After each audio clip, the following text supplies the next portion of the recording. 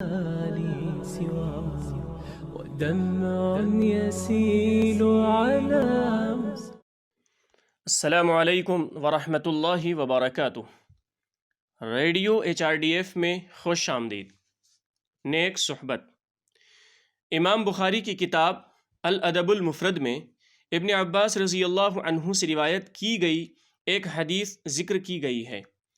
رسول اللہ صلی اللہ علیہ وسلم سے کسی نے پوچھا، ہمارے دوستوں میں سب سے اچھا دوست کون ہے؟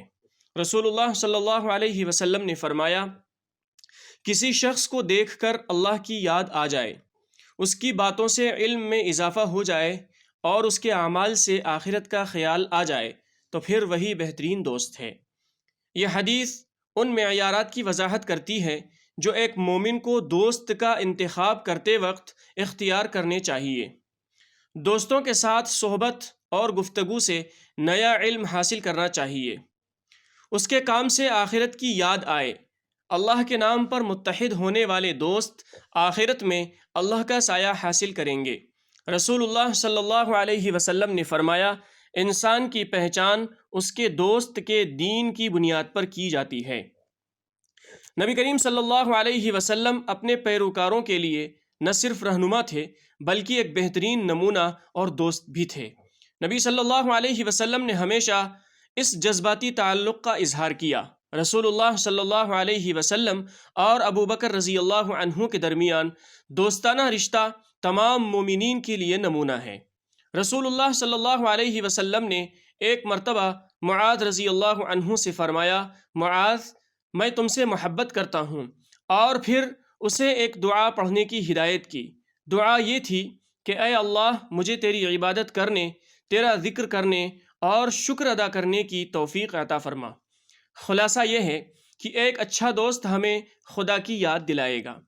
ایک دفعہ رسول اللہ صلی اللہ علیہ وسلم نے ایک جھاڑی سے دو چھڑی نکالی، ایک سیدھی تھی اور دوسری مڑی ہوئی تھی۔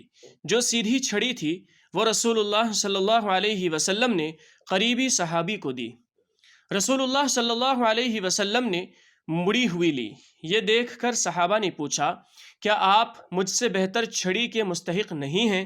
رسول اللہ صلی اللہ علیہ وسلم نے فرمایا، جو کوئی دوسرے سے دوستی کرے، چاہے وہ تھوڑے ہی عرصے کے لیے ہو، کل اس پر اپنے دوست کی ذمہ داریوں میں کوتاہی یا پورا نہ کرنے کے جرم میں سوال ہوگا۔ دوست تین طرح کے ہوتے ہیں۔ نمبر 1، کھانے کی طرح ضروری۔ نمبر 2، بیماری کے وقت دوا کی طرح ضروری۔ نمبر 3، بیماری کی طرح غیر ضروری۔ مومن کا مقصد دنیا کی بھلائی کے ساتھ ساتھ آخرت کی بھلائی بھی ہوتا ہے، لہذا وہ کوئی ایسا رشتہ قبول نہیں کر سکتا جس سے آخرت کی کامیابی خطرے میں پڑ جائے۔ لي سوى ودمع يسيل على